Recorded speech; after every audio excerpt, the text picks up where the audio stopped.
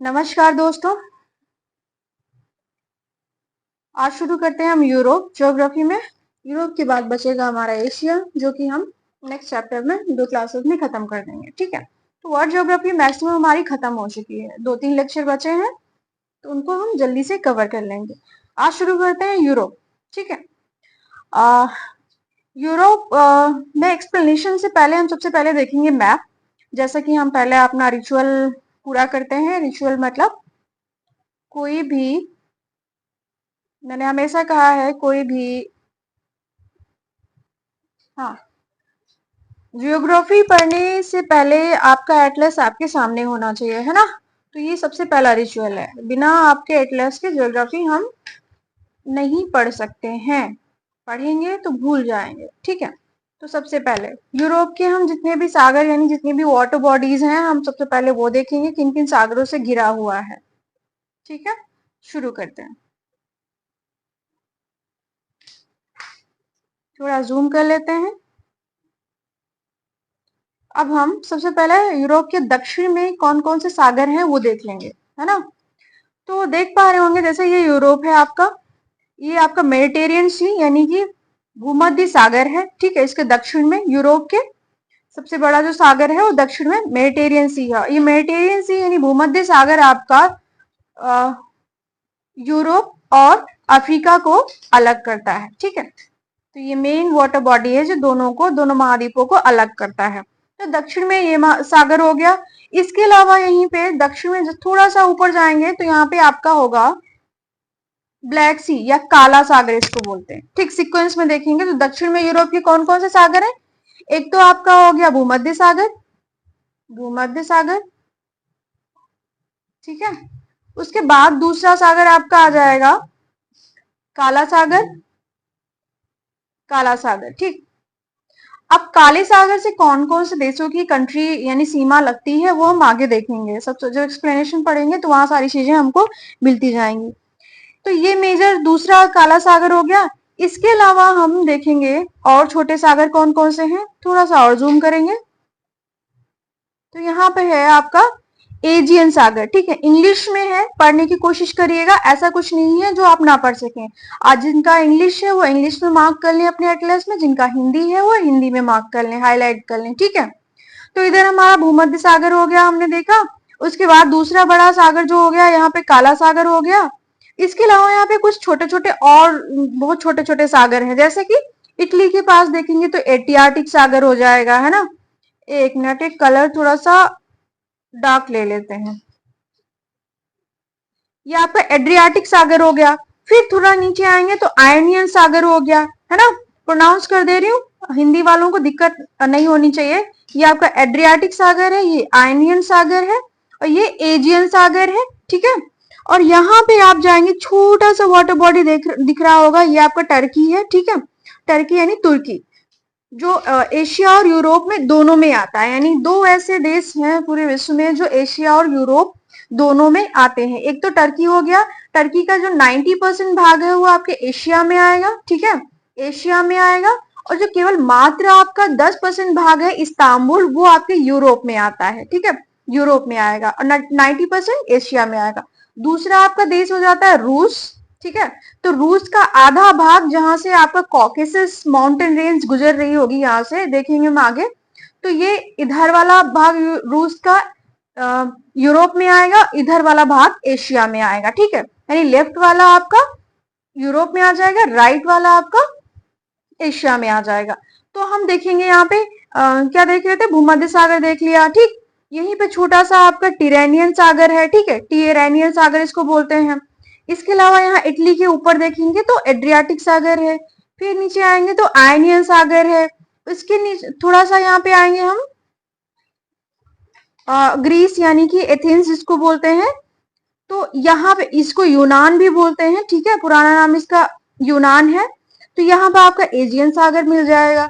फिर थोड़ा सा ऊपर जाएंगे तो यहाँ मरमरा सागर मिल जाएगा। अब ये मरमरा सागर पूछते हैं, मरमरा सागर कहाँ स्थित है, जो टर्की में स्थित है। ठीक है, कौन सा टर्की में, जो यूरोप में टर्की आता है, यानी इस्तांबुल में स्थित है ये मरमरा सागर। तो पूरी तरह से ये टर्की में स्थित है ना। इसके थोड़ा सा ऊपर जाएंगे तो आपको काला सागर दिख जाएगा। कौन सा सागर, काला सागर। अब इससे कौन कौन से देशों की सीमा लगती है ये हम आगे एक्सप्लेनेशन में देखेंगे, है ना। फिर इधर जाएंगे थोड़ा सा ऊपर तो आपका अजोब सागर दिख जाएगा, दिख रहा होगा आई थिंक, थोड़ा सा ब्लर हो रहा है क्योंकि मैंने जूम किया हुआ है, लेकिन आराम से दिख जा रहा है। अजोब सागर दिख जाएगा। अब ये अजोब सागर किन के बीच है, ये रशिया, इधर से रशिया वाला पार्ट और इधर से नहीं, इधर से आपका यूक्रेन का पार्ट, ठीक है। कौन सा पार्ट, यूक्रेन, ये यूक्रेन हो गया और इधर वाला रशिया हो गया, ठीक। तो इन दोनों के बीच जो पड़ता है वो आपका अजोब सागर पड़ता है। आई थिंक ये दक्षिण वाले आपने सारे सागर देख लिए होंगे, है ना। मार्क कर लीजिएगा बहुत अच्छे से, कि पूछा जाता है, इनकी बाउंड्रीज भी पूछी जाती है, इनका सीक्वेंस लगाने के लिए आता है, सीक्वेंस भी पूछा जाता है, तो हम भी सीक्वेंस एक्सप्लेनेशन के थ्रू देख लेंगे।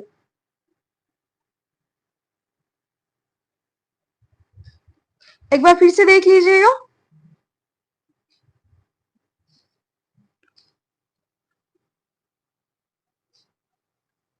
ये आपका हो गया मेडिटेरियन यानी भूमध्य सागर, ठीक है। फिर जो उत्तर से दक्षिण की ओर जाएंगे तो यहाँ पे लिंगुआरियन सागर हो जाएगा, टीरानियन सागर हो जाएगा, ठीक है। फिर यहाँ आयनियन सागर हो जाएगा। ये तीन सागर सीक्वेंस में लगे हुए हैं उत्तर से दक्षिण। फिर इधर से जाएंगे तो एड्रियाटिक सागर हो जाएगा। एड्रियाटिक सागर इटली और छोटे छोटे देश हैं यहाँ पे यूरोप के, वहां पर स्थित है।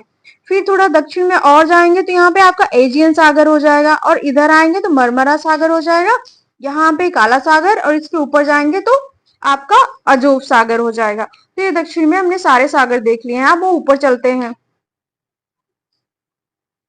ऊपर देखेंगे तो सबसे पहले आ जाएगा हमारा महासागर, यानी महासागर क्या होता है, सबसे बड़ा सागर जो होता है, ठीक है।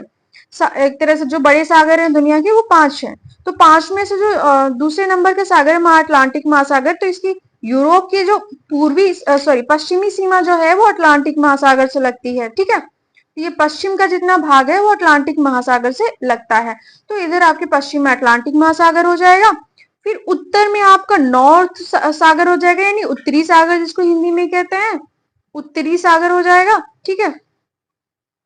इसके बाद यहाँ पे नीचे आएंगे, यहाँ पे आपका नॉर्वे फिनलैंड के नीचे, तो यहाँ पे आपका बाल्टिक सागर हो जाएगा, ठीक है। बाल्टिक सागर के बाद ऊपर थोड़ा सा और बढ़ेंगे तो यहाँ पे और कुछ सागर देखने को मिलेंगे, जैसे बैरेंट सागर, ठीक, नॉर्वेजियन सागर, और यहाँ पे आ जाएगा आपका आर्कटिक सागर। कौन सा सागर, आर्टिक महासागर आ जाएगा, ठीक है, आर्टिक महासागर। तो कौन कौन से महासागरों से ये घिरा हुआ है, तो घिरा हुआ है एक तो उत्तरी अटलांटिक महासागर पश्चिम से, आर्कटिक महासागर से उत्तर में, ठीक। बाकी छोटे छोटे सागर आपका उत्तरी सागर हो गया, नॉर्वेजियन सागर नॉर्वे के पास हो जाएगा, और बाल्टिक सागर हो जाएगा आपके बाल्टिक देशों के पास, ठीक है। और बेरेंट सागर आपके रूस के पास आ जाएगा उत्तर में। और छोटा सा एक सागर है आपका व्हाइट सागर, श्वेत सागर इसको बोलते हैं, इसको जूम कर देते हैं, ठीक है। ये आपका श्वेत सागर है, इंपॉर्टेंट है, ये रूस के उत्तर में स्थित है, ठीक है। तो ये हमने सारे सागर देख लिए हैं, यहाँ के कौन कौन से इंपॉर्टेंट सागर हैं। एक चीज और देख लीजिएगा, यहाँ पे एक और सागर है कैस्पियन सागर, जो कि उसमें नहीं था, हम यहाँ पे देख लेते हैं। यहाँ पे थोड़ा विजिबल है, अच्छे से देख लीजिए, चीजें अच्छे से दी हुई हैं, ठीक है। तो पहले उत्तर से देखेंगे हम, तो पश्चिम में अटलांटिक महासागर, उत्तर में दूसरा कौन सा हो जाएगा, आर्कटिक, यहाँ पे आपका आर्टिक महासागर आ जाएगा, दो महासागर हो गए।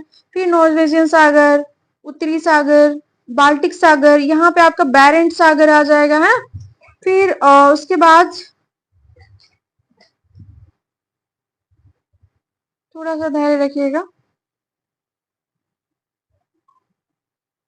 ये मेडिटेरियन हो गया, यहाँ पे आपका एड्रियाटिक हो जाएगा, और छोटे छोटे सागर जो यहाँ पे अवेलेबल नहीं है पिछली वाली इमेज में थे, ठीक है।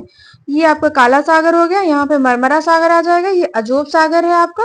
और जो मैं इंपॉर्टेंट बता रही थी सागर, वो है आपका कैस्पियन सागर, जो उसमें मिसिंग था, ठीक है। ये कैस्पियन सागर हो गया, जो रशिया और बाकी जो तान वाले देश हैं, यानी मध्य एशिया से ये इसकी सीमा लगती है, तो ये कैस्पियन सागर हो गया, ठीक है।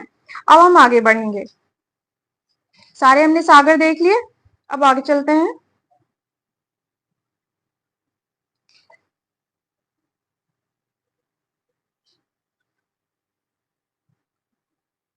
देखिए, ये आपका जो हमने अपनी एटलस से आपको फोटो प्रोवाइड कराई है, ठीक है। तो जो भी चीजें हैं यहाँ पे भौतिक ये भूगोल दिया हुआ है यूरोप का, भौतिक जो यहाँ पे चीजें स्थित हैं, ठीक है। तो हमने सागर देख लिए थे, थोड़ा सा मेसअप है इसलिए मैंने अलग अलग से मैप डाल दिए हैं। अब सबसे पहले हम कुछ पर्वत देख लेते हैं बड़े बड़े, हालांकि मैं अलग से इमेज दिखाऊंगी आपको, ठीक है। तो कुछ पर्वत हम यहाँ के मेजर देख लेते हैं। तो आपका ये हो जाएगा यहाँ पे यूराल पर्वत, ठीक है। यूराल पर्वत हो गया। इधर आपका काकेशस माउंटेन आ जाएगा। यूराल पर्वत ये है, रूस को दो भागों में बांटता है। इधर जो आपके पूर्व में स्थित है वो एशिया में आ जाता है, ठीक है। यानी जो पूर्व में स्थित होगा वो वाला रूस एशिया में आएगा, जो पश्चिम में होगा वो यूरोप में आ जाएगा, ठीक है। तो ये एक तरह से बाउंड्री, ये नेचुरल बाउंड्री का काम करता है क्या, यूराल पर्वत। नीचे आएंगे काकेसस माउंटेन। काकेसस माउंटेन जो है यूरोप और एशिया को अगेन अलग करता है, ठीक है। इधर वाला यूरोप है, इधर वाला एशिया, यानी जो आपके मध्य एशिया तान वाले जितने भी देश आ जाते हैं, कजाकिस्तान, किर्गिस्तान, वो देश यहाँ पे स्थित होंगे। तो कॉकेसस यहाँ पे एशिया और यूरोप को अलग कर रहा है, इधर यूराल एशिया और यूरोप को अलग कर रहा है, यानी आधा यूरोप, आधा रशिया और आधा जो आपका एशिया में आएगा और आधा जो यूरोप में आएगा, ठीक है। इसके अलावा यहाँ पर आपके कुछ मेजर माउंटेन और भी हैं, जैसे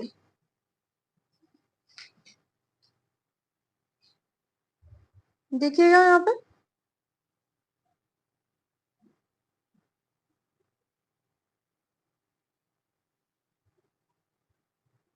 पहले हम ब्रिटेन में देख लेते हैं, ठीक है। ब्रिटेन वाले देखेंगे, ये आपका कैम्ब्रियन पर्वत ब्रिटेन में है।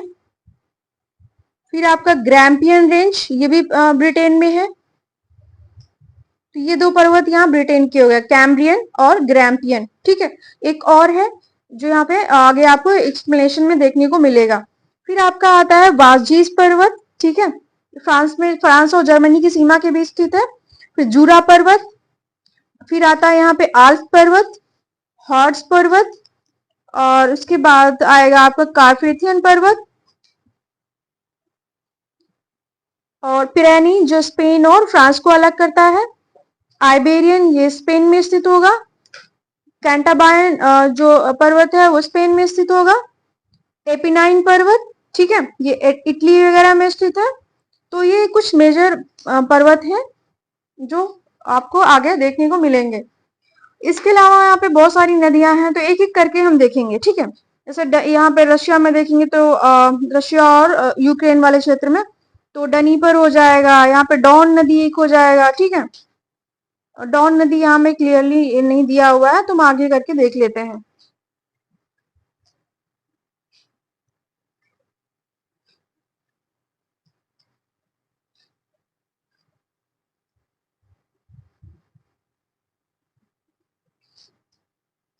मैप आपको प्रोवाइड करा दिया जाएगा, ठीक है।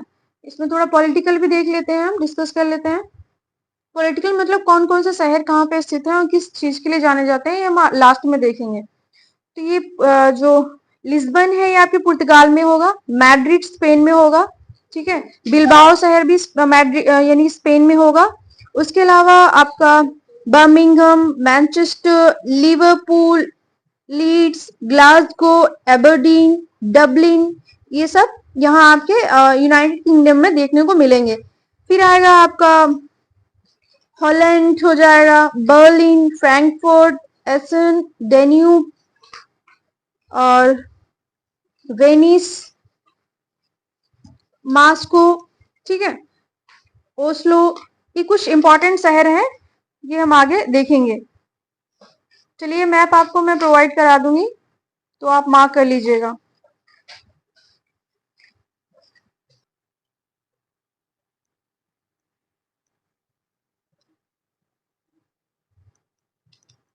हाँ, तो शुरू करते हैं।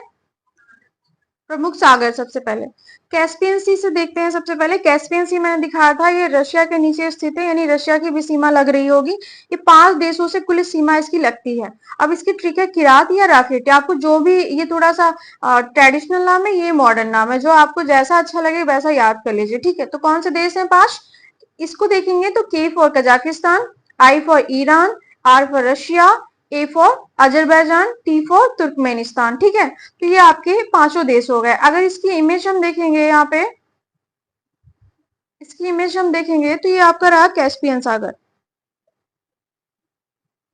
ये आपका कैस्पियन सागर, और इधर से आपका रशिया की सीमा टच कर रही है, ठीक है। ये आपकी रशिया की सीमा टच कर रही है, और जितने इधर जितने भी आपके मुस्लिम कंट्रीज बाकी तान वाले हैं वो इनकी सीमा टच करेगी, ठीक है। तो देखेंगे ये आपको कजाकिस्तान दिया है तो इसकी सीमा टच हो रही है, 2 हो गए आपके। इधर आपका अजरबैजान दिया है, 3 हो गए। फिर आपका इधर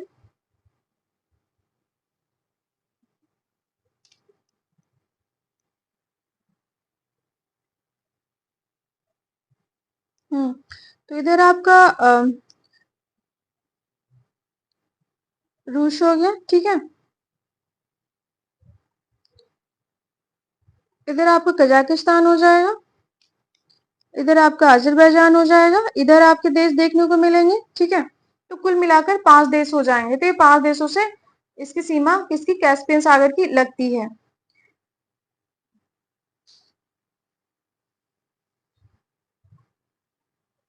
आगे बढ़ते हैं। यहाँ पे सारे सागरों के नाम जो मैंने आपको ऊपर मैप में दिखाए थे वो सारे दिए हैं, कैस्पियन सागर, काला सागर, ठीक है, अजोब सागर, मरमरा सागर, ये सीक्वेंस है। अगर सीक्वेंस हम पूर्व से पश्चिम देखेंगे, यानी कि इस वाले सीक्वेंस में, ठीक है, यहाँ से पूर्व से लेके पश्चिम तक, तो सबसे पहले पूर्व में कौन सा आएगा, आपका कैस्पियन सागर आएगा, ठीक है। फिर आपका आ जाएगा यहाँ पे अजोब सागर, उसके बाद अजोब सागर आएगा। तो ये पहला, दूसरा, फिर आ जाएगा आपका मरमरा सागर, ठीक है, फिर काला सागर। हालांकि सीक्वेंस आप एटलस में देख लीजिएगा, वहां सारे दिए हुए हैं, मैंने बता दिया है। तो ये इंडियन एड्रियाटिक जितनी भी सागर है ये दिखा दिए हैं मैंने। उसके बाद कैस्पियन सागर को विश्व की सबसे बड़ी झील कहा जाता है। ये एक्चुअल में जो है वो, इसकी संरचना जो है सागर की जैसी है, लेकिन ये झील है, ठीक है। ये एक झील है, इसका पानी खारा नहीं है, मीठा पानी है, ठीक है। तो झील का संज्ञा दी गई है इसको। तो क्या है, विश्व की सबसे बड़ी झील कहते हैं, ठीक है।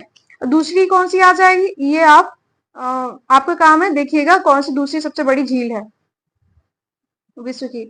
इसके बाद हम काला सागर देखते हैं। काला सागर या जॉर्जिया, यूक्रेन, रशिया, रोमानिया, तुर्की, बुल्गारिया से घिरा हुआ है। आप इसकी ट्रिक है ग्रुबर्ट, ठीक है, ग्रुबर्ट या गुर्तब, 6 देश है टोटल। अब जो ट्रिक आपको सही लगे वो याद कर लीजिएगा। कौन कौन सा हो जाएगा, अब यहाँ पे हम जरा इसकी इमेज देख लेते हैं।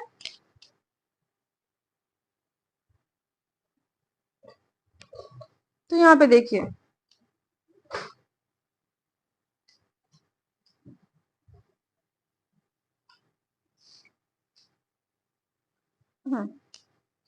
ये रहा आपका काला सागर, इधर आपका हो जाएगा रशिया, ये हो गया आपका रशिया, इधर यूक्रेन, इधर आ जाएगा आपका रोमानिया, बुल्गारिया, टर्की, जॉर्जिया, ठीक है। टोटल आपके कितने हो गए, 6 देश हैं, 6 देश हो गए, इनकी सीमा काला सागर से लग रही है। अब देखते हैं एक्सप्लेनेशन क्या कह रहा है। 6 देशों से इसकी सीमा लग रही है, किससे, काला सागर से। इनकी जो ट्रिक है वो गुर्तब या ग्रुप बर्ट हो गई, तो इनको याद कर लीजिएगा। आगे अजोब सागर, अब अजोब सागर तो बताया ही था, यूक्रेन और रशिया के मध्य में अवस्थित है। मरमरा केवल टर्की में स्थित है, ठीक है, यानी कि जो एशियन टर्की के मध्य अवस्थित है, यूरोपियन और एशियन टर्की दोनों के मध्य, यानी इस्तांबुल और जो शेष एशिया में आता है टर्की, उनके बीच में स्थित है मरमरा। कहें तो, अगर कुल मिलाकर बात कहें तो ये केवल और केवल एक ही देश में स्थित है, वो है आपका टर्की। फिर आता है आपका एजियन सागर। तो इसकी मैंने कुछ ट्रिक बनाई है, जैसे ए जी तुम बड़े ग्रीन हो, ठीक है। तो इसमें जितने देशों से इनकी सीमा लगती है, जैसे ग्रीस, टर्की, ठीक है। एजी मतलब एजियन, तुम मतलब टर्की, ठीक है। ग्रीन मतलब ग्रीस, ठीक है। तो तुम बड़े ग्रीन हो मतलब दो देशों के बीच आता है कौन सा, ग्रीस और टर्की। मैप में देखिएगा, चीजें बहुत सारी वहां से क्लियर हो जाएंगी। उसके बाद आता है एड्रियाटिक सागर। एड्रियाटिक सागर जो है Italy, Slovenia, Montenegro, Albania, Croatia, Bosnia Herzegovina के मध्य स्थित है। ये थोड़ा सा छोटे छोटे देश हैं, ठीक है। बहुत छोटे छोटे देश हैं, एकदम बहुत ही छोटे। यानी कि जब रशिया का जब टूटा था 1900 क्या 1917 के बाद, जो बहुत सारे भागों में टूट गया था, लगभग 8-9 देश बन गए थे, ठीक है। उसी समय की बात है जब ये यूरोप में छोटे छोटे देश बन गए थे। तो इनके बीच, इनके किनारे, ये एक तरह से इनके साइड में ये छोटे छोटे देश स्थित हैं, किसके, एड्रियाटिक सागर के, ठीक है। तो इसकी ट्रिक मैंने बनाई है, एमबीए से इश्क है। अब आपको जो याद रखने लायक हो, आप भी खुद से ट्रिक क्रिएट कर सकते हैं, अदरवाइज यही याद कर लीजिए, एमबीए से इश्क है, ठीक है। यानी आपने एमबीए किया हुआ है, क्यों किया हुआ, क्योंकि आपको अच्छा लगता है, ठीक है। तो M4 मॉन्टेनेग्रो, ठीक है। B4 बोस्निया, A4 अल्बानिया, और SE जो है वो छोड़ दीजिए। इसके बाद आता है I, तो I4 आ जाएगा आपका इटली, ठीक है। S4 Slovenia, K4 Croatia, H4 हार्जेगोनिया, ठीक है। तो ये सारे हो गए एमबीए से इसके। अगर देखा जाए तो इसमें 7 देशों से इसकी सीमा लग रही है, ठीक है। छोटे छोटे देश हैं, देखिएगा आपका एड्रियाटिक सागर कहाँ पे, इटली के पास स्थित होगा, ठीक है। अब आते हैं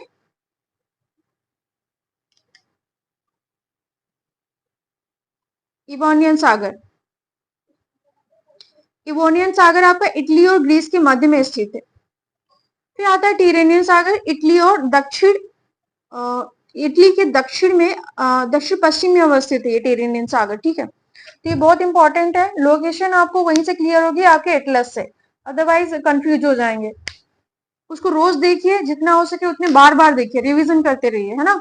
तो इवोनियन सागर इटली और ग्रीस के मध्य है। टिरेनियन केवल इटली के दक्षिण में स्थित है, ठीक है, दक्षिण पश्चिम में। लिंगुआरियन सागर इटली के उत्तर पश्चिम में और तथा फ्रांस के दक्षिण में स्थित है। सारे लोकेशंस आपको एटलस से मिल जाएंगे। फिर आता है भूमध्य सागर, मोस्ट इंपॉर्टेंट। ये यूरोप, एशिया, अफ्रीका से घिरा हुआ है। यानी कितने कॉन्टिनेंट, कितने महाद्वीपों से घिरा हुआ है, 3। यूरोप आपका ऊपर आ जाता है, ठीक। एशिया आपका पूर्व में आ जाता है, अफ्रीका आपका दक्षिण में आ जाता है। तो 3 महाद्वीपों से ये घिरा हुआ, यह कहें कि भूमध्य सागर कितने महाद्वीपों से घिरा है, तो 3 हो जाते हैं। इसको रूम सागर की भी संज्ञा दी जाती है, ठीक है। इसके बाद सेल्टिक सागर आते हैं, ये आयरलैंड के दक्षिण में। आयरलैंड आप देखेंगे कहाँ होगा, इंग्लैंड के पास में होगा। फिर आता है आयरिश सागर। आयरिश सागर आपका ये इंग्लैंड और आइसलैंड के बीच में पड़ेगा। ये आपका आ जाएगा आइसलैंड इधर, ठीक है। ये आपका आ जाएगा यूके, यूनाइटेड किंगडम। इनके बीच में जो ये सीमा निर्धारक का काम कर रहा है, ये आयरिश सागर है, ठीक है। आयरलैंड और यूके के मध्य में अवस्थित है।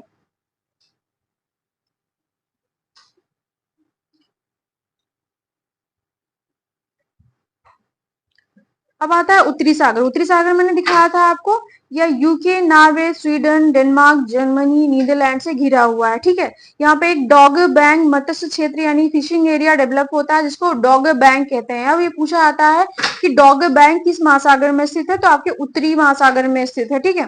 मत्स्य पालन के लिए जाना जाता है।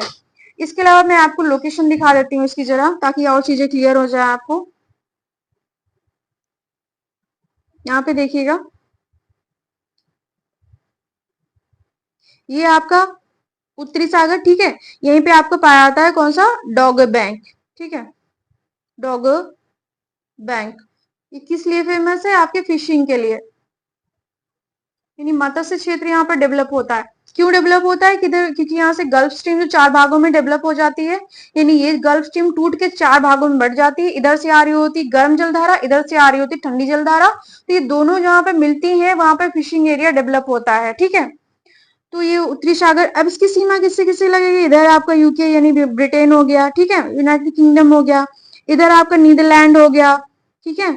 और इधर आपका जर्मनी हो गया, ये डेनमार्क हो गया, ये नॉर्वे हो गया, और ये आपका आ जाएगा स्वीडन। ठीक, तो इतने देशों से लग रही है, यानी बीच में ये है और आपके आसपास जितने भी देश होंगे उनकी सीमा इससे लग रही होगी, तो लोकेशन देखेंगे अपने आप क्लियर हो जाएगी।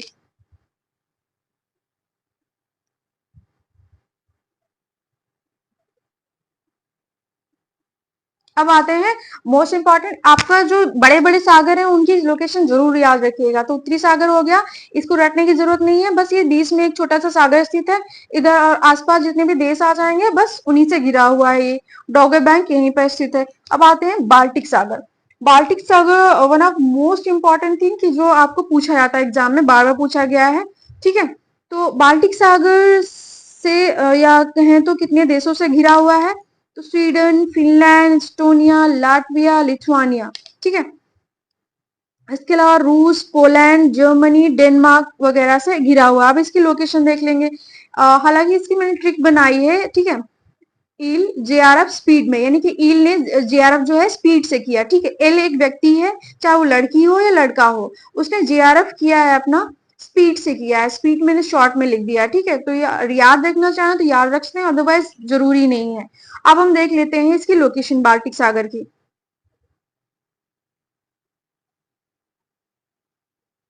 ये आपका यहाँ पे आएगा, ये बाल्टिक सागर है। ठीक है,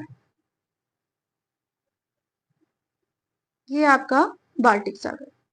अब देखिए बाल्टिक सागर की सीमा किससे किससे लगेगी, यानी कि किन देशों से घिरा होगा।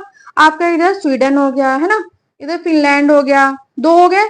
आपका इधर से रशिया हो गया, तीन हो गए। इस्टोनिया चार, लाटविया पांच, लिथुआनिया छह, पोलैंड सात, और इधर आपका जर्मनी आ जाएगा आठ, और इधर आपका डेनमार्क आ जाएगा नौ। लगभग नौ देशों से घिरा हुआ। आप लोकेशन देखेंगे अपने आप ये पिक्चर क्लियर हो जाएगी, रटने की जरूरत नहीं है, जैसे मैं हमेशा कहती हूँ। सारे देशों से जितने जितने जितने जहां जहां ये सागर फैला हुआ है उन देशों की सीमा इससे लगती है, सीधी सी बात है। तो ये बाल्टिक सागर है, जहां जहां ये जाएगा इसकी सीमा लगेगी, वो सारे देश इससे टच करेंगे, है ना। तो लगभग नौ, ये नहीं पूछेगा कितने देशों से टच होती है, आपकी संख्या नहीं पूछेगा, आपसे देशों के नाम दे देगा, पूछ देगा वन टू थ्री। ठीक है, और जितने भी उसमें से हो सकता है ऑप्शन वन टू थ्री पूछ दे, या दो या तीन या चार या पांच, इस तरह से दे देगा जैसे यूपीएससी और पीसीएस में क्वेश्चन आते हैं। तो अब बस आपको लोकेशन देखनी है और कुछ नहीं करना है।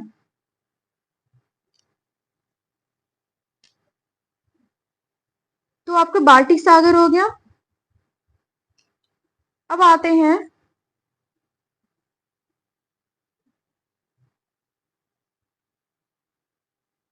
जहां भी बाल्टिक सागर स्थित है उनमें से कुछ ऐसे देश हैं जिनको बाल्टिक कंट्रीज या बाल्टिक देश कहते हैं। क्या कहते हैं, बाल्टिक देश। ठीक है, या बाल्टिक कंट्रीज। अब ये बाल्टिक देश क्यों कहते हैं, जिनकी सीमा जो है, सीमा तो बहुत सारे लगभग नौ देशों की लग रही है ना बाल्टिक कंट्री, बाल्टिक सी से, सागर से। तो सभी बाल्टिक कंट्रीज नहीं कहलाएंगे, जैसे एशियन कंट्रीज, सॉरी आसियान देश होता है ना, कुछ ग्रुप बन जाते हैं, कुछ संगठन बन जाते हैं आपस में देशों के, उनका आपस में असाइनमेंट हो जाता है, आपस में कंसेशन करके किसी डॉक्यूमेंट पे साइन करके वो ग्रुप बना लेते हैं। जैसे G20 हो गया ना, G20 है, G7 है, सार्क है ना। इस तरह से कुछ देशों के संगठन बन जाते हैं। उसी तरह से आपका है बाल्टिक कंट्रीज, यानी तीन देशों का ये समूह है जिसे बाल्टिक देश कहा जाता है या बाल्टिक कंट्रीज कहा जाता है। इसमें कौन कौन सा होगा, इस्टोनिया, लाटविया, लिथुआनिया, ये तीन देश इसमें आएंगे। इसमें क्या कहेंगे, बाल्टिक देश। अब आपसे क्वेश्चन बन जाएगा कि बाल्टिक देशों में कौन कौन से देश आते हैं आपका, या फिर ऐसे भी पूछ सकता है कौन से देश नहीं आते हैं। ठीक है, या कौन सा देश नहीं आता है। तो आने वाले याद रखिए, नहीं आने वाले तो अपने आप याद हो जाएंगे। तीन ही देश है ना, एस्टोनिया, लाटविया, लिथुआनिया। अब इनकी हम लोकेशन जरा सा देख लेते हैं।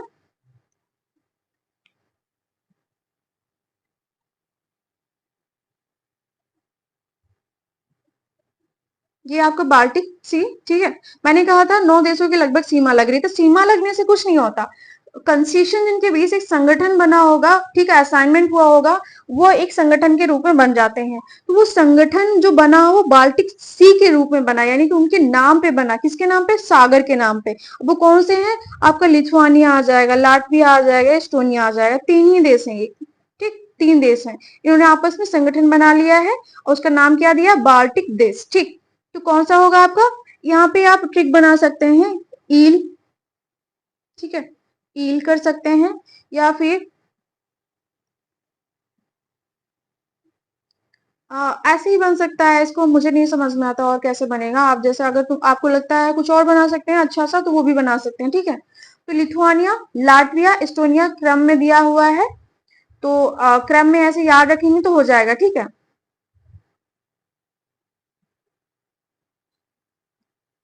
ये हो गया आपका बाल्टिक देश। नेक्स्ट आते हैं नॉर्वेजियन सागर।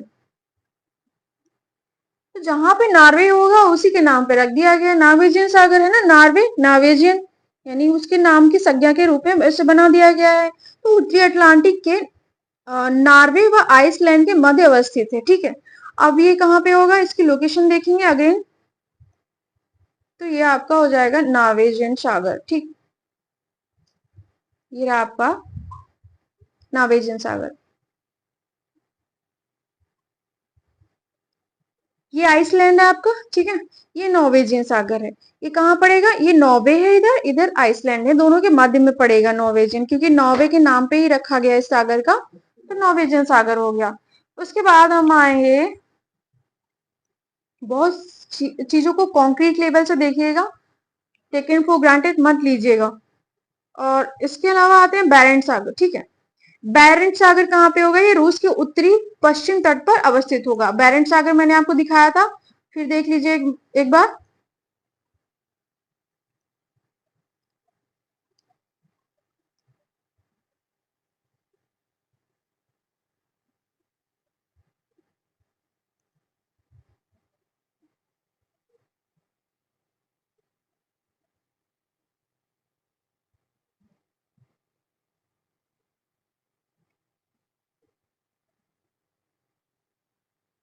ये आपका बैरेंट सागर, ठीक है।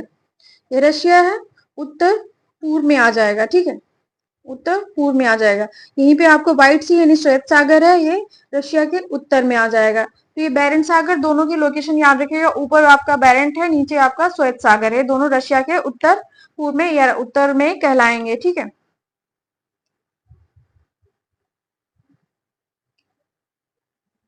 अब आते हैं सबसे बड़ा क्वेश्चन, ये यूपीएससी में बार बार पूछा गया है, ठीक है।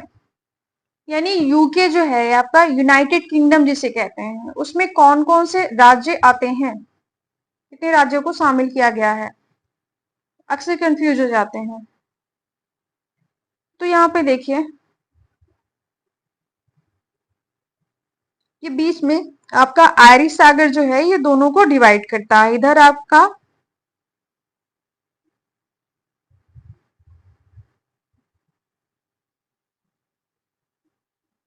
इधर आपका आयरलैंड पड़ जाता है, ठीक है। ये आयरलैंड है, और ये आपका पूरा यूके है, ठीक, जिसको यूनाइटेड किंगडम कहते हैं। अब इसमें कितने राज्य आते हैं, तो आपका इंग्लैंड आएगा, इंग्लैंड नीचे दिया हुआ है, ठीक है। और इसके बाद वेल्स आएगा, वेल्स आपका यहाँ पर स्थित है। स्कॉटलैंड आएगा, ठीक है। और उत्तरी आइलैंड जो यहाँ पर आपका ये वाला भाग है, ये वाला भाग, ये आपका यूके में ही आता है, यानी ब्रिटेन के अंदर आता है, ठीक है। तो ये चार भागों को मिलाकर, ये चार राज्यों को मिलाकर आपका पूरा यूके बना है। और ये जो शेष भाग है, ये आयरलैंड के रूप में जाना जाता है, अलग स्वतंत्र स्वायत्त कंट्री के रूप में, ठीक है। आयरलैंड, या एक तरह से कहें दक्षिणी जो आयरलैंड है, इसको आयरलैंड के देश के रूप में माना गया है, या देश के रूप में जाना जाता है। उत्तरी आयरलैंड यूके में आएगा, यानी ब्रिटेन या यूके की टेरिटरी है, ठीक है। तो इसमें चार आएंगे राज्य, अच्छे से देख लीजिएगा। इसको हम थोड़ा सा और अच्छे से देख लेंगे। ये देखिए यहाँ पे, जो आपको यहाँ पे डायग्राम दिख रहा है, ये ब्रिटेन का है, ठीक है। तो ये आपका स्वतंत्र आयरलैंड हो गया, ठीक है। ये स्वतंत्र आयरलैंड हो गया, जिसको हम आयरलैंड के रूप में जानते हैं। ये एक देश हो गया।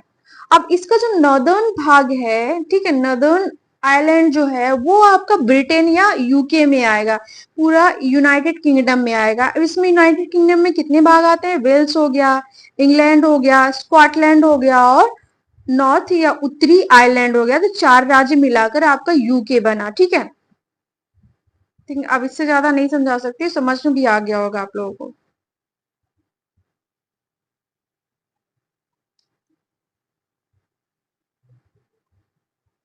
अब आए यहाँ की खाड़ियां देखते हैं, जितनी भी गर्ल्स यहाँ पे स्थित हैं। सबसे पहले पढ़ लेते हैं। यहाँ पे बोथनिया की खाड़ी स्थित है, यानी यूरोप के आसपास देशों के पास कई खाड़ियां हैं। पहली बोथनिया की खाड़ी, फिनलैंड की खाड़ी, रीगा की खाड़ी, बिस्के की खाड़ी, लॉयंस की खाड़ी, टोरंटो की खाड़ी और जेनेवा की खाड़ी। अब ये कौन कौन सी खाड़ियां हैं, ये हम आपके पिक्चर के थ्रू क्लियर कर लेंगे।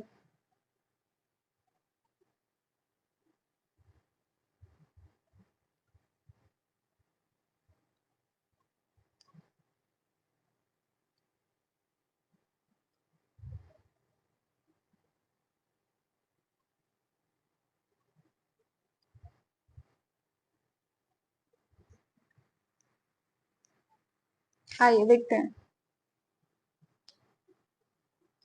यहाँ पे आपका बाल्टिक सागर है। ठीक है, जहां पे बाल्टिक सागर है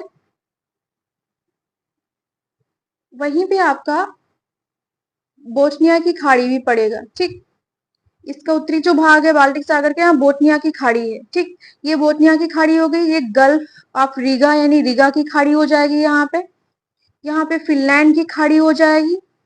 इसके बाद इंपॉर्टेंट जो है वो आपकी आ जाएंगी बिस्के की खाड़ी। ये बिस्के की खाड़ी फ्रांस के पश्चिम में स्थित है। फिर आ जाएगा आपका जल संधि भी आ जाएगी यहाँ पे, डोवर जल संधि। ये इंग्लैंड यानी इंग्लैंड और फ्रांस के बीच में है डोवर जल संधि। इसके अलावा जो इम्पोर्टेंट है आपका वो आ जाएगी वेनिस की खाड़ी। ठीक है, इटली के पास है। उसके बाद हो जाएगा आपका जो जल संधि है बॉस्फोरस की जल संधि। ठीक है, ये काला सागर को एजियन सागर से जोड़ती है, बॉस्फोरस की जल संधि हम आगे देख लेंगे। ये हो गई आपकी कुछ खाड़ियां यहाँ की। ठीक है,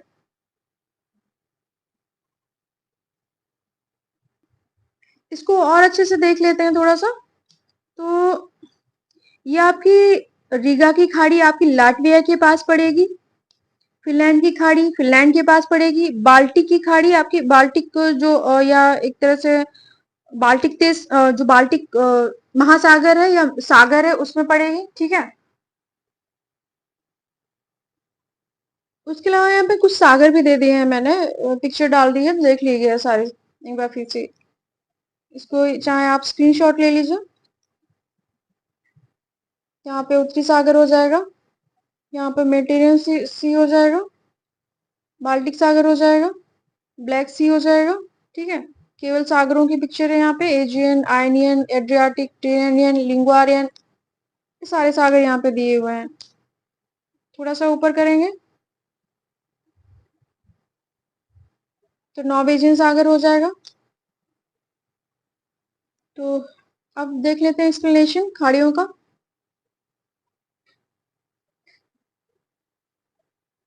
यहाँ से क्वेश्चन आपका आता है, एक क्वेश्चन आएगा ही आएगा खाड़ियों से, तो ये अच्छे से देख लीजिएगा।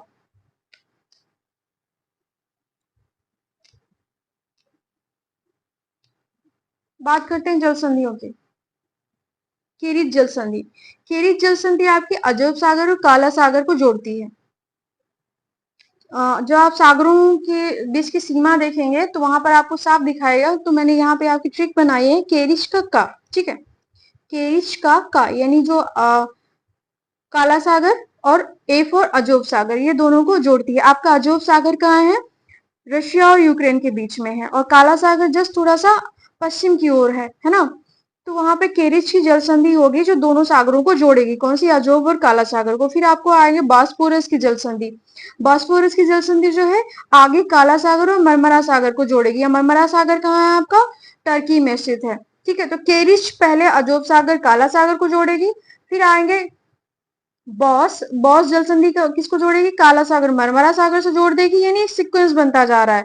फिर आएगी गार्डन सीरीज की जल संधि। ठीक है, ये आप इसको मैंने ट्रिक बनाई है मैग मैग या जो भी जैम आप जैसे भी याद कर सकते हैं वैसे याद कर लीजिए। मैग बनाई है मैंने। इसका ट्रिक का जो मीन है वो है मरमरा सागर और एजियन सागर को जोड़ती है। ठीक है, यानी अगर हम देखेंगे तो सागरों की बात होगी तो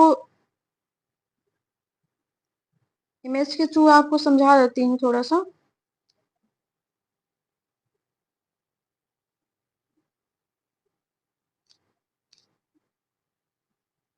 यहाँ पे देखिएगा, तो सबसे पहले आपका जो जोड़ने की जो जल संधियां जोड़ रही हैं, कैस्पियन सागर है, ठीक है।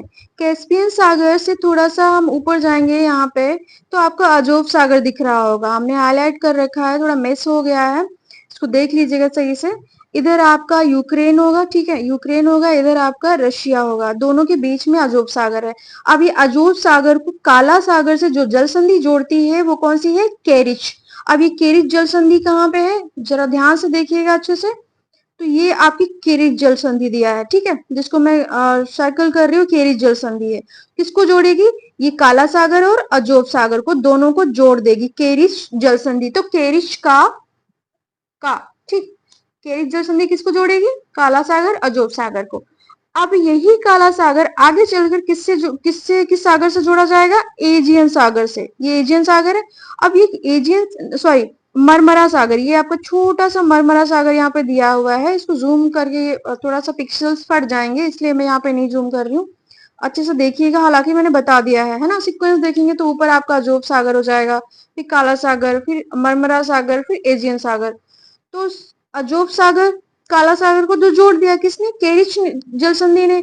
अब यही काला सागर को आगे मरमरा सागर से कौन सी जल संधि जोड़ेगी, वो बॉस्पोरस की जल संधि हुई, कौन सी, बॉस्पोरस की जल संधि, ये आपकी बॉस्पोरस जल संधि हो गई, ठीक। इसके थ्रू काला सागर और मरमरा सागर जुड़ेंगे। अब यही जो होती है आपकी एजियन सागर से कौन सी जल संधि जोड़ेगी, यानी मरमरा सागर को एजियन सागर से कौन सी जल संधि जोड़ेगी, वो आपकी होगी गार्डन सीश, गार्डन सीश की जल संधि।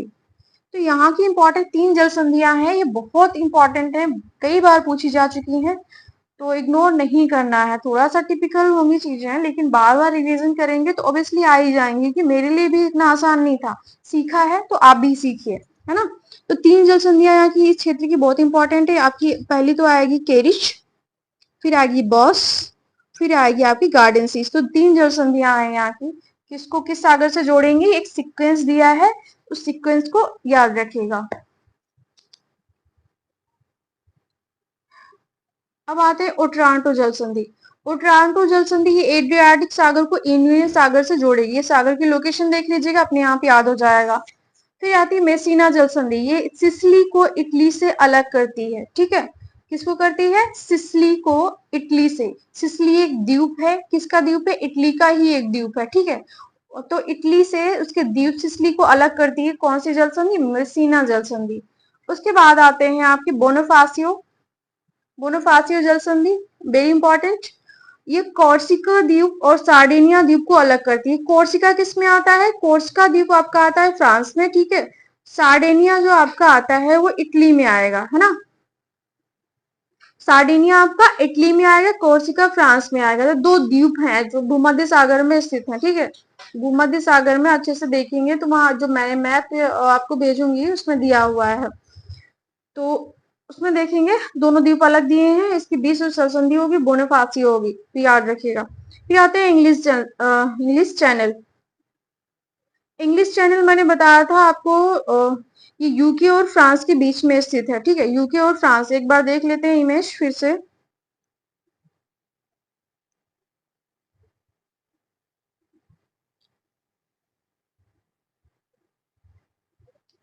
हाँ, यहाँ पे देखिएगा, ये आपका यूनाइटेड किंगडम है पूरा, ठीक है। ये आपका फ्रांस है, तो ये फ्रांस हो गया, ये यूके हो गया। अब ये इंग्लिश चैनल जो छोटा सा दिख रहा है, ये दोनों के बीच में स्थित है, ठीक है। तो दोनों को अलग करता है। चैनल वो होता है क्षेत्र जहां से जलधारा कोई गुजर रही होती है। तो उत्तरी सागर से अटलांटिक महासागर को मिलाने वाली जो जलधारा होगी जो गुजर रही होगी यहाँ से कोई छोटी सी, वो चैनल हो जाता है। तो इंग्लिश चैनल पूछ देगा किनके बीच स्थित है, तो फ्रांस और यूके के बीच में स्थित है, ठीक है। यही आपकी एक छोटी सी जो डोवर जल संधि भी स्थित है, आपको डोवर मैंने पढ़ाया था। ये डोवर जल संधि भी आपकी फ्रांस और ब्रिटेन यानी यूके के बीच में स्थित है। इंग्लिश चैनल भी फ्रांस और यूके के बीच में स्थित है, दोनों ही इंपॉर्टेंट है, दोनों को याद रखिएगा।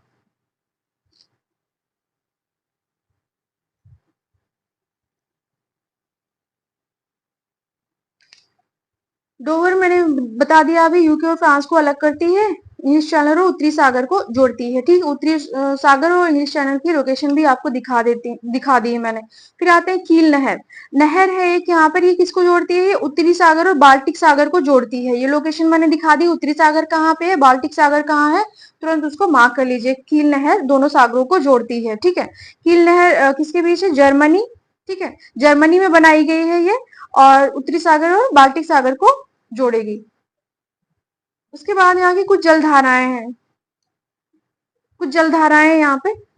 उत्तरी अटलांटिक प्रवाह, ठीक है, तो जो आपके अटलांटिक से गुजर रही होगी जलधारा, उसे कहते हैं उत्तरी अटलांटिक प्रवाह। ये प्रवाह के रूप में होता है, ये इसकी कोई निश्चित दिशा नहीं होती। जो प्रवाह होता है, ड्रिफ्ट जिसको कहते हैं इंग्लिश में, इसकी कोई निश्चित दिशा नहीं होती है, ये बस फ्लो होता रहता है ना।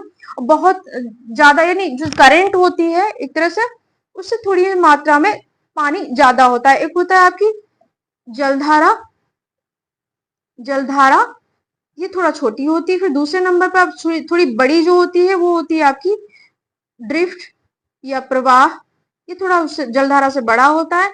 फिर तीसरा जो आपको होता है स्ट्रीम, स्ट्रीम या फिर इसको स्ट्रीम ही बोलते हैं। ठीक है, तो ये सबसे तीसरा बड़ा होता है। जैसे गल्फ स्ट्रीम सबसे बड़ी जलधारा है ना, सबसे पानी की मात्रा, जो अमाउंट ऑफ वाटर होता है वो ज्यादा होता है। तो कम किस में होगा? जलधारा में सबसे कम होगा। फिर किस में बढ़ेगा? फिर प्रवाह में थोड़ा बढ़ेगा। फिर स्ट्रीम जो होगी वो सबसे ज्यादा लंबी चौड़ी होती है, यानी जो गल्फ स्ट्रीम हो गई या अन्य गर्म जलधाराएं हैं, वो उनमें पानी ज्यादा होता है। तो जो प्रवाह है ये उत्तरी अटलांटिक महासागर में बहता है, इसलिए इसे उत्तरी अटलांटिक प्रवाह के रूप में जाना जाता है। अब यह उत्तरी अटलांटिक महासागर में पछुआ पवनों के प्रभाव से उत्तर पूर्व दिशा में प्रवाहित होता है। ठीक है, ब्रिटिश द्वीप समूह से टकराकर कई शाखाओं में विभाजित हो जाता है। तो इसकी पहली शाखा जो होती है आयरलैंड की तरफ चली जाती है, तो इसको इरमिंगर जलधारा कहते हैं। ठीक है, क्या कहते हैं? इरमिंगर, यानी इसकी 4 धाराएं बन जाती हैं। पहली जलधारा कौन सी होती है? इरमिंगर जलधारा। कहाँ पे ये जाएगी? आइसलैंड के पास जाएगी। फिर दूसरी जो जलधारा होती है वो नॉर्वेजियन सागर के तट से टकराती है, तो वहां पे बन जाती है नॉर्वेजियन जलधारा। ठीक है, नॉर्वेजियन गर्म जलधारा है ना, ये बैरन सागर की ओर चली जाती है। फिर तीसरी जो जलधारा होगी इसकी गल्फ स्ट्रीम की, वो उत्तरी सागर की ओर जाकर तापमान को बढ़ा देती है। फिर चौथी जो होती है बिस्की की खाड़ी के पास जाती है, इसको रैनल बोलते हैं। क्या बोलते हैं? रैनल, इसमें लिखा, हाँ दिया हुआ है रैनल जलधारा। ठीक है, तो जो गल्फ स्ट्रीम होती है, एक बार देख लीजिएगा लोकेशन यहाँ की।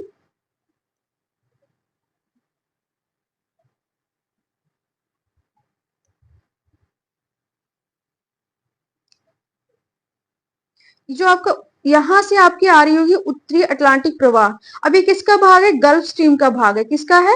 गल्फ स्ट्रीम का भाग है ये। ठीक, यहीं पे आपकी गल्फ स्ट्रीम बह रही होती है ना।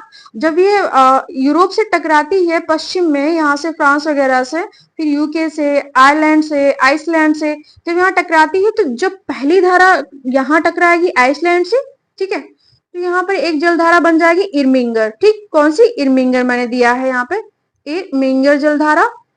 तो ये भी गर्म जलधारा, क्योंकि गल्फ स्ट्रीम का भाग है तो गर्मी जलधारा होगी, उत्तरी अटलांटिक प्रवाह। तो ये एक धारा ये हो गई। फिर दूसरी जलधारा यहाँ पे आपके नॉर्वे से टकराएगी। ठीक है, तो यहाँ पे बन जाएगी नॉर्वेजियन जलधारा, नॉर्वेजियन जलधारा, ये भी गर्म होगी। तीसरी जलधारा आपके यहाँ पे यूके से टकराएगी, ये भी गर्म जलधारा होगी। चौथी जलधारा जो होगी इसकी गल्फ स्ट्रीम की, ठीक है, चौथी जो होगी किस तरह से टकराएगी? पहली, दूसरी, तीसरी, चौथी। चौथी जो टकराएगी वो होगी आपकी रैनल। रैनल जो है आपकी पश्चिमी फ्रांस से टकराती है। ठीक है, तट पे बहती है। तो ये सब गल्फ स्ट्रीम का ही भाग है, जलधारा का भाग है। तो ये गल्फ स्ट्रीम इधर बह के आ रही होती है, जहां जहां ये टकराएगी पानी का प्रवाह रुकेगा, वहां पे इसको अलग अलग जलधाराओं के रूप में जाना जाने लगता है। तो ये हो गई आपकी गल्फ स्ट्रीम या उत्तरी अटलांटिक प्रवाह की बात।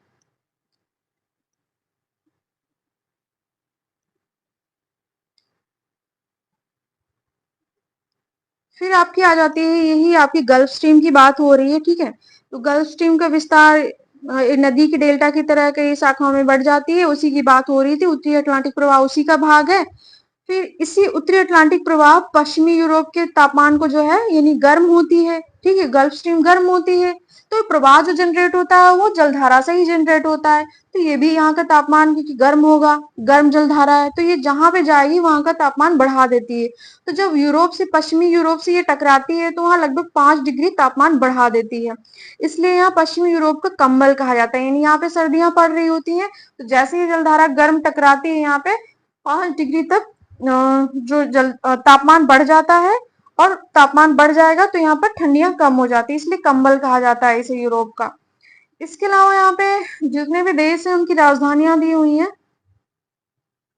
49 लगभग देश हैं, है तो और भी देश, लेकिन उनको यूएन में मान्यता नहीं दी गई है एज अ देश के रूप में, ठीक है। कुछ बहुत छोटे छोटे देश हैं। तो यहाँ पे 49 जो देश हैं यूरोप में, वो देख लेते हैं। पहले पहले है आइसलैंड। आइसलैंड की राजधानी, हमेशा कहती हूँ मैं कि जितने भी महाद्वीप हैं उसमें जो छोटे छोटे देश होते हैं या द्वीपीय देश होते हैं, ठीक है, छोटे देश प्लस द्वीपीय देश, है ना, इनकी राजधानियां याद होना मस्ट है।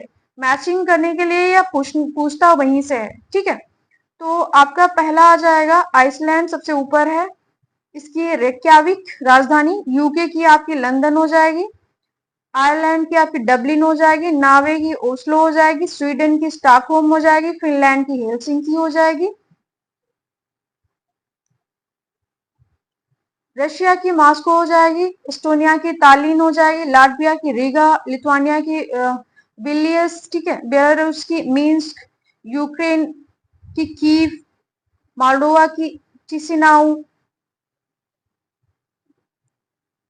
रोमानिया की बुखारेस्ट, पोलैंड की वारसा, देन उसके बाद डेनमार्क, डेनमार्क की कोपेनहेगन, जर्मनी का बर्लिन, नीदरलैंड का एम्स्टर्डम, बेल्जियम का ब्रिसेल्स, लग्जमबर्ग का बान, फ्रांस का पेरिस, स्पेन का मैड्रिड, पुर्तगाल का लिस्बन, इटली का रोम, स्विट्जरलैंड का बर्न,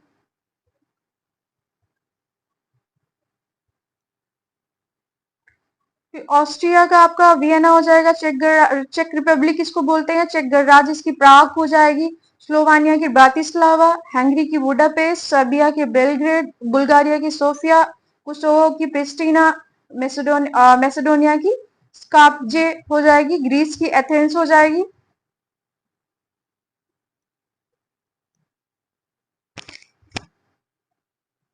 अल्बानिया की आपकी आ जाएगी Tirana, Tirana, Montenegro, Podgorica, Bosnia Herzegovina की दोनों की राजधानी सराजेवो होगी, क्रोएशिया की जाग्रेब हो जाएगी। रेस्ट ऑफ छोटे छोटे देश हैं यहाँ के, स्लोवेनिया की ल्यूजबल जाना हो जाएगी, माल्टा इंपॉर्टेंट, जहां पे मैंने टिक मारे हैं, डबल टिक है, वो इंपॉर्टेंट है, ठीक है। माल्टा की हो जाएगी वेलेंसिया, एंडोरा की एंडोरा या वेल्ला, मोनाको की हो जाएगी मोनाको, ये विश्व की सबसे ज्यादा जनसंख्या घनत्व वाला देश है, ठीक है। सैन मार्नो की San Marino, Vatican city again most important, ये जो है विश्व का सबसे छोटा देश है, ठीक है। अब आपने ये सारी चीजें देख ली हैं, अब हम उनको मैप के थ्रू दिखा देते हैं एक बार, उसके बाद आगे बढ़ेंगे।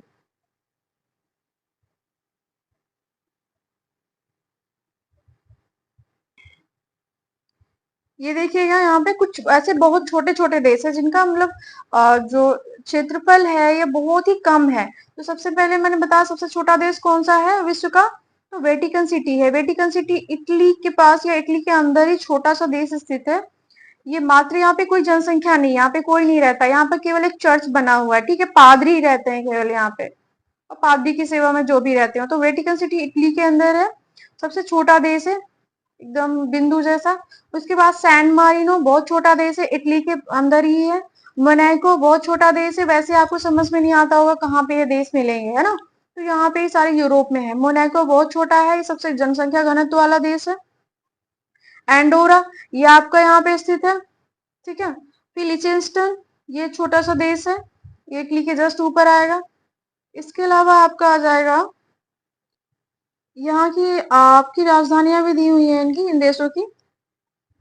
एंडोरा जो है यहाँ पे स्थित होगा, मोनाको हो गया, लिechtenstein हो गया, सैन मार्नो हो गया, आपका वेटिकन सिटी हो गया। ठीक है, इनके झंडे भी दिए हुए हैं साथ में, ये इनकी लोकेशन हो जाएगी।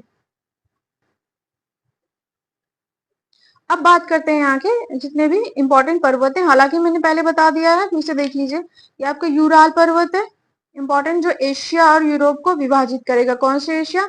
ये रशिया होगा। ठीक है, ये रूस होगा, रूस को दो भागों में विभाजित करेगा। कौन सी श्रृंखला? कौन सी श्रृंखला आपकी? Ural mountain. ठीक है, दो भागों में विभाजित करेगा रूस को। आधा भाग आपके यूरोप में, आधा भाग एशिया में। तो जो पूर्व में आएगा वो एशिया में, पश्चिम वाला आपका यूरोप में आ जाएगा। फिर कॉकेसस जो माउंटेन रेंज है, ये सब वलित पर्वत है। ये कॉकेसस जो इधर एशिया हो जाएगा, इधर आपका एशिया, इधर यूरोप। तो एशिया और यूरोप को विभाजित करता है, प्राकृतिक सीमा बनाता है। कौन सा? Caucasus mountain. फिर आपका ये नॉर्थ यूरोपियन प्लेन मैदान से आ जाते हैं, इनको स्टेपीज बोलते हैं। क्या बोलते हैं? स्टेपीज। ठीक है, हम आगे इनके बारे में जानेंगे। जैसे हमने पेरिस पढ़े थे, और साउथ अफ्रीका में वेल पढ़े थे, ऑस्ट्रेलिया में डाउन्स पढ़े थे। इस तरह से बहुत सारे ऐसे मैदान हैं जहाँ पे कुछ घासें उगती हैं और जानवर वहां पे चारागाह के रूप में विकसित हुए हैं। तो यहाँ पे स्टेपीज मैदान पाए जाते हैं, है ना। फिर आ जाए आपके यहाँ पे आल्प्स पर्वत हैं। यहाँ पे पिरेनीज हो जाएगी, फ्रांस और स्पेन के बीच में ही पिरेनीज श्रृंखला आ जाएगी। एपिनाइन इटली में हो जाएगा। फिर दिनारी कार्प्स यहाँ पे आ जाएंगे आपके एड्रियाटिक सागर के पास में। फिर कार्पेथियन माउंटेन हो जाएगा, बाल्कन माउंटेन हो जाएगा। स्कैंडिनेवियन शील्ड, यहाँ पे स्कैंडिनेवियन के पास जितने भी देश हैं वहां पे आ जाएगा। तो ये इम्पोर्ट बहुत ही जो बड़े बड़े पर्वत हैं, ठीक है, इंपॉर्टेंट पूछे ही जाते हैं, उनकी लिस्ट दी हुई थी। आगे चलते हैं, पर्वत देखते हैं। तो पर्वत सबसे पहले हम देखेंगे ब्रिटेन के। ये मैंने आपको पहले भी दिखाया था। तो ये आपका ब्रिटेन, ठीक है, या यूके कह लें, यूनाइटेड किंगडम, जिसमें चार राज्यों से मिलकर बना हुआ है। ठीक, जो नीचे वाला भाग है यहाँ पे आपका कैम्ब्रियन होगा। ये कैम्ब्रियन श्रृंखला है, पूछ देता है आपका। जितने भी इसमें दिया है, इससे बाहर कुछ नहीं आने वाला, बस आप अच्छे से इसका रिवीजन कर लीजिएगा। ठीक है, और इससे अच्छा आपको नोट्स मिल भी नहीं सकता है। तो जितना हो सके बहुत अच्छे से रिवीजन करिएगा, मैप के थ्रू करिएगा, तो ज्यादा इजी हो जाएंगी चीजें। शुरुआत में थोड़ा टफ लगेंगी, मैं मानती हूँ, मेरे लिए भी टफ थी, सबके लिए होती हैं। धीरे धीरे चीजें समझ में आ जाएंगी। ठीक है, तो ये आपका कैम्ब्रियन रेंज हो जाएगा। इसके बाद आपका ये पेनाइन रेंज हो जाएगा, ये ग्रैम्पियन। तीन रेंज है, यानी यहाँ पे जो पर्वत श्रृंखलाएं हैं वो तीन है। कैम्ब्रियन सबसे नीचे है, ये आपकी कहाँ पे पड़ेगी? कभी कभी राज्य पूछ देता है, तो कैम्ब्रियन आपकी वेल्स में पड़ेगी। कैम्ब्रियन पर्वत श्रृंखला वेल्स में आ जाएगी। पेनाइन इंग्लैंड में पड़ेगी। ठीक है, ग्रैम्पियन स्कॉटलैंड में पड़ेगी। स्कॉटलैंड सबसे ऊपर होगा, इंग्लैंड बीच में होगा, पेनाइन यहाँ पे पड़ेगी। ये सब कैसी हैं? वलित पर्वत श्रृंखलाएं। वलित मतलब फोल्ड माउंटेन।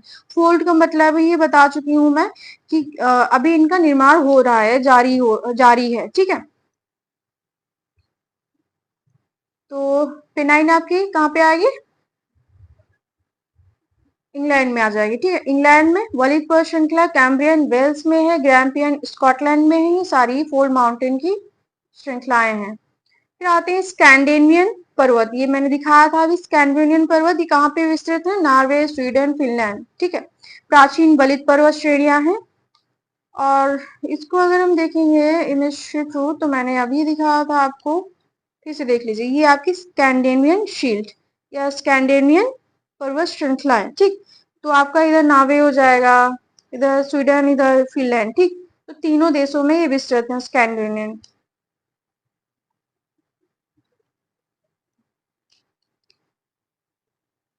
उसके बाद आते हैं जॉलियन पर्वत। जॉलियन पर्वत आपको नॉर्वे और स्वीडन में विस्तृत है। ऊपर देखेंगे तो यहाँ पे आपको जॉलियन पर्वत होगा नॉर्वे में। लोकेशन याद करते रहिएगा, हाईलाइट भी करते रहिएगा। फिर आएगा आपको यूराल पर्वत। यूराल जो है मैंने अभी दिखाया था कि ये दो भागों में विभाजित करता है, किसको? रूस को। ठीक है, आधा भाग एशिया में, आधा भाग यूरोप में। तो इधर पश्चिम वाला यूरोप, इधर पूर्व वाला एशिया में। तो ये दो रूस में विस्तृत प्राचीन वली श्रृंखला या फोल्ड माउंटेन है। एशिया यूरोप के मध्य प्राकृतिक सीमा बनाता है, सेम वही चीज जो मैंने आपको बताई है। फिर मध्य रूसी उच्च भूमि, यानी ये रूस में स्थित है, ठीक है। इसे मिडिल या मिड रशियन हाईलैंड बोला जाता है। ये रशिया में है स्थित ऊंची भूमि पठार की जैसी है, तो रूसी उच्च भूमि या वल्डाई पहाड़ियां भी कहा जाता है इसे। ये रूस के पश्चिम में स्थित है, ठीक है। इसके बाद आता है कार्पेथियन पर्वत। तो कार्पेथियन की मैंने ट्रिक बनाई है, कितने देशों में स्थित है ये माउंटेन रेंज। कार्पेथियन का रूप, ठीक है, रूप। तो ये रूप क्या है, R for Romania, U for Ukraine, P for Poland, ठीक है। कार्पेथियन का रूप, यानी कार्पेथियन जो है वो बहुत एक लड़का है, बहुत सुंदर है, ठीक है, बहुत हैंडसम है। तो उसके रूप की यहाँ पे प्रशंसा की जा रही है। तो रूप क्या होगा, रोमानिया, यूक्रेन, पोलैंड, कार्पेथियन का रूप हो जाएगा यहाँ पे। एक बार जो मैंने अभी आपको मैप दिखाया था उसकी स्क्रीनशॉट ले लीजिएगा, या जो एटलस भेजूंगी वहां पे पीडीएफ उसका हार्ड कॉपी निकाल के वहां पे हाईलाइट कर लीजिएगा। कॉकेसस रेंज मैंने आपको बताया था, ये कहाँ पे होगी, ये भी एशिया और यूरोप को डिवाइड कर रही होगी नीचे से, ठीक है। तो ये कहाँ कहाँ विस्तृत हो, काकेसस का राज, मैंने इसकी ट्रिक बनाई है, यानी काकेसस एक ऐसी जगह है जिसका राज केवल पढ़ने वाला जानता है। कौन जानता है, आप जानते हैं, ठीक है। तो कॉकेसस का राज कौन जानता है, आप या हम जो पढ़ रहा है। तो किन देशों के बीच में है, R for Russia, A for Azerbaijan, next A for Armenia, J for Georgia, ठीक है। काकेसस का राज कौन जानता है, हम, यानी रशिया जानता है, अजरबैजान जानता है, आर्मेनिया जानता है और जॉर्जिया जानता है, ठीक है। यहाँ यहाँ पे ये रेंज फैली हुई है। जैसे हमारा हिमालय, हिमालय क्या केवल एक देश में फैला हुआ है, नहीं, इंडिया में है, ठीक है, चीन में है, नेपाल में है, भूटान में है, म्यांमार में है, पूरा यहाँ तक विस्तृत श्रृंखला है। इसी तरह से ये आपका कॉकेसस है। तो इस पर यूरोप की सबसे ऊंची चोटी जो है वो एल्ब्रूस है, ठीक है, या एल्ब्रूस या फिर एल्बूस। ये किसकी, कॉकेसस रेंज की सबसे ऊंची चोटी, या यूरोप की सबसे ऊंची चोटी कहलाती है। उसके बाद इसको छोड़ दीजिए, ट्रांसवेनियन वाला, आगे बढ़ते हैं। बालकन पर्वत। बालकन पर्वत आपका बुल्गारिया में स्थित, जहां बुल्गारिया है, मैप देखिएगा, पॉलिटिकल मैप वहां पे आपको मिल जाएगा, ठीक है। पहले भौतिक वाला देखिएगा, फिजिकल मैप, उसके बाद पॉलिटिकल। बुल्गारिया जहां पे स्थित होगा वहां बालकन पर्वत होगा। पिंडस पर्वत यहाँ पे ग्रीस एथेंस में स्थित है, ठीक है। फिर आते हैं दिनारी कार्प्स। दिनारी कार्प्स मैंने आपको दिखाया था कहाँ पे होंगे, जहां पे जो एड्रियाटिक सागर है उसके सटा हुआ जो देश है, वहां पे सारे देशों में ये विस्तृत दिनारी आल्प्स पाया जाएगा। आल्प्स की एक नवीन श्रृंखला है, ठीक है। Croatia, Bosnia Herzegovina, Montenegro, Albania में विस्तृत है। अब इसकी मैंने MBA-KH बनाया है, आप ऐसे याद रख सकते हैं, तो ऐसे याद कर लीजिए, MBA-KH, ठीक है। ये एड्रियाटिक सागर से समांतर फैली हुई है। आप इसको देख लेते हैं एक बार, तो आपको लोकेशन और क्लियर हो जाएगी। ये आपका दिनारी कार्प्स है, ठीक है, दिनारी कार्प्स, इधर आपका एड्रियाटिक सागर। तो ये जितने भी छोटे छोटे देश हैं, इसको थोड़ा सा और देशों के रूप में हम जाने कि ये कहाँ पे पड़ेगा, तो देखेंगे हम।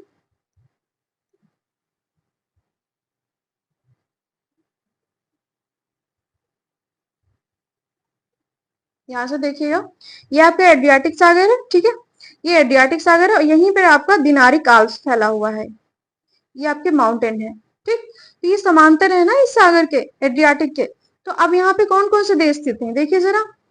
यहाँ पे आपका स्लोवेनिया है, क्रोएशिया है, ठीक है, मोंटेनेग्रो है, बोस्निया है, हर्जेगोविना है, तो अल्बानिया है। ये सारे माउंटेन यहाँ पे पाए जाएंगे, किसके पे समांतर फैले, एड्रियाटिक सागर के। तो यहाँ जितने देश होंगे उसमें में ये फैला होगा, ठीक है। इसके बाद आते हैं आल्प्स पर्वत, मोस्ट इंपॉर्टेंट। आल्प्स पर्वत जो है ये आपकी स्विट्जरलैंड, ऑस्ट्रिया, फ्रांस, इटली में विस्तृत वलित पर्वत है।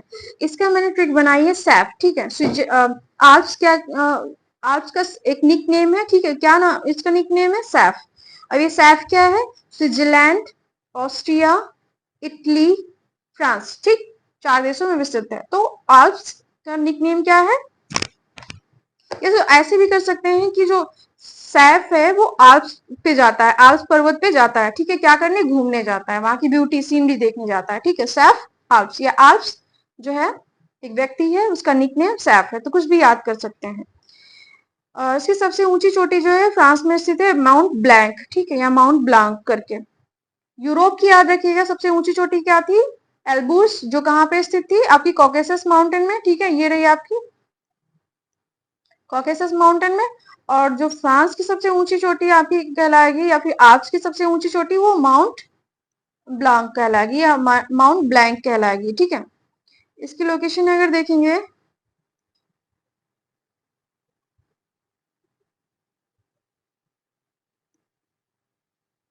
तो ये हो जाएगी आपका आल्प्स पर्वत, ठीक। ये आल्प्स हो गया, जहाँ पे जितने भी देश स्थित होंगे यहाँ पे वो चीजें यहाँ पे आपको दिख जाएंगी। एपिनाइन पर्वत, एपिनाइन पर्वत ये आपके इटली में विस्तृत है, ठीक है। ये वलित पर्वत अगेन वही फोल्ड माउंटेन है,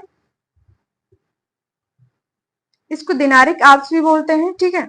विसुवियस पर्वत, अभी विसुवियस पर्वत भी इटली में स्थित है, ये सुषुप्त ज्वालामुखी पर्वत है, याद रखिएगा। एपिनाइन जो है वो वलित पर्वत है, ये भी इटली में है, लेकिन विसुवियस जो है ये वोल्केनिक माउंटेन है, ठीक है।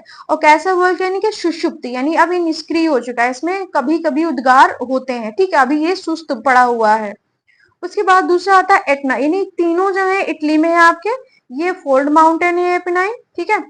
और ये भी ज्वालामुखी, यानी ये वोल्केनिक माउंटेन है, ज्वालामुखी पर्वत है। एटना भी वोल्केनिक माउंटेन है, लेकिन दोनों में डिफरेंस क्या है? विसुवियस जो सुषुप्त ज्वालामुखी पर्वत है, एटना जो है वो सक्रिय ज्वालामुखी पर्वत है, ठीक है। ये सिसिली द्वीप पे स्थित है, कहाँ पे स्थित है? सिसिली द्वीप पे स्थित है ये आपके सिसिली द्वीप पे। कौन सा सिसिली द्वीप किस में आता है? इटली में आता है, सक्रिय ज्वालामुखी पर्वत है, ठीक है। और जो चौथा आएगा यहाँ पे स्ट्रोम्बोली, ये भी इटली में आता है, ठीक है, ये भी इटली में आता है। तो इटली में याद रखेंगे एक चीज को छोड़ के, यानी आपका एपिनाइन पर्वत जो है वो केवल फोल्ड माउंटेन है, यानी कि वलित पर्वत है। बाकी जो तीन है, विसुवियस हो गया, एटना हो गया, ठीक है, विसुवियस, एटना, स्ट्रोम्बोली, ये ज्वालामुखी पर्वत है, जिसमें से विसुवियस जो है वो सुषुप्त ज्वालामुखी पर्वत, यानी इसमें उद्गार अब नहीं होता है, अभी ये सुषुप्तावस्था में है। एटना सक्रिय है, जो सिसिली, सक्रिय फॉर सिसिली, ठीक, सिसिली द्वीप पे स्थित है। ये पूछ भी देता है किस द्वीप पे स्थित है। स्ट्रोम्बोली आपके लिपारी द्वीप पे स्थित है। ये दोनों ही द्वीप सिसिली और लिपारी इटली के हैं, ठीक है, जो मेडिटेरियन से यानी भूमध्य सागर में स्थित है। तो एटना जो है वो सिसिली पे है, स्ट्रोम्बोली आपके लिपारी द्वीप पे है। ये भी सक्रिय ज्वालामुखी पर्वत है, ठीक, दोनों ही सक्रिय ज्वालामुखी पर्वत है, ये सिसिली पे, ये लिपारी द्वीप पे, दोनों ही इटली के हैं। और इसको जो इम्पोर्टेंट थिंग है यहाँ पे स्ट्रोम्बोली के बारे में, इसे भूमध्य सागर का प्रकाश स्तंभ बोला जाता है, क्योंकि इसमें उद्गार लगातार होते रहते हैं, ठीक है, यानी ये सक्रिय रहता है। जब जो लावा नीचे से, मैग्मा जो होता है, ठीक है, मैग्मा जो होता है वो नीचे से ऊपर जब निकलता है लावा के रूप में, तो ये लाल दिखाई देता है, आग के रूप में उगल रहा होता है। तो यहाँ पे बहुत दूर दूर तक जो है रोशनी फैल जाती है, ठीक है, कहाँ पे? भूमध्य सागर में, इसलिए इसका प्रकाश स्तंभ बोला जाता है। तो एक बार इसकी लोकेशन देख लेते हैं, इटली की, इटली के द्वीपों की।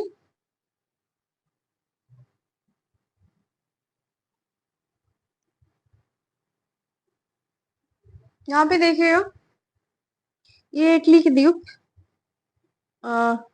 फिजिकल वाले में देखिएगा अच्छे से, ये आपका पूरा इटली, ठीक, ये आपका एपिनाइन पर्वत जो मैंने अभी बताया था। यहीं पे आपका विसुवियस ज्वालामुखी पर्वत दिख जाएगा, जो सक्रिय ज्वालामुखी पर्वत है, ठीक है। ये आपका विसुवियस ज्वालामुखी पर्वत हो जाएगा, थोड़ा जूम कर देती हूँ, और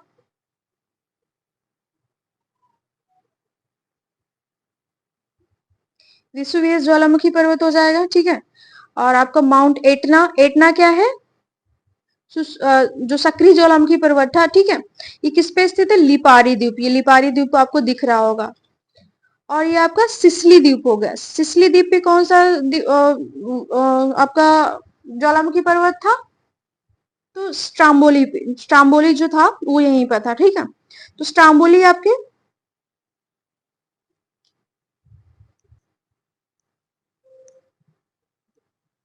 ठीक है, तो ये आपका लिपारी द्वीप हो गया, ये लिपारी द्वीप, यहीं पे आपको माउंट एटना स्थित है, सक्रिय ज्वालामुखी पर्वत। ये आपका सिसिली द्वीप हो गया। ये दोनों ही द्वीप आपके इटली के क्षेत्र में आते हैं, इटली की टेरिटरी में आते हैं। इसके अलावा कुछ द्वीप लगे हैं, आप देख ही लेते हैं यहाँ पे। तो आपका आ जाएगा कॉर्सिका, ये फ्रांस में आता है, जो मैंने अभी बताई थी आपकी, बोस्निया बोनिफासियो की जल संधि जो बताई थी आपको, ये बोनिफासियो की जल संधि यहाँ पर स्थित है। ठीक है, ये रही आपकी बोनिफासियो की जल संधि। कोर्सिका ये फ्रांस के क्षेत्र में आता है। सार्डिनिया जो आपकी इटली में आता है, इन दोनों को अलग करता है। ठीक है, यही मैंने बताया था। तो लिपारी हो गया, सिसिली हो गया। अब देखते हैं बैक टू आवर कंटेंट।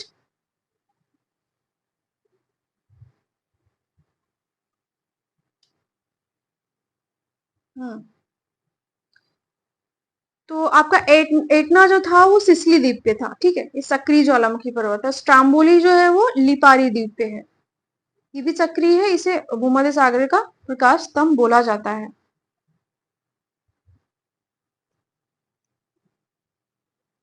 आगे आते हैं, जूरा पर्वत। जूरा पर्वत आपके फ्रांस में है। ठीक है, ये वलित पर्वत है। थोड़ा सा स्विट्जरलैंड से भी सटा हुआ है, लेकिन मैक्सिमम पार्ट जो है वो आपके फ्रांस में आएगा। फिर आता है वासजीस पर्वत। वासजीस पर्वत भी फ्रांस में स्थित है, लेकिन ये भ्रंशोत पर्वत है। कौन सा? ब्लॉक माउंटेन है। ठीक है, ब्लॉक माउंटेन आपको मैंने पढ़ाया था। ठीक है, ये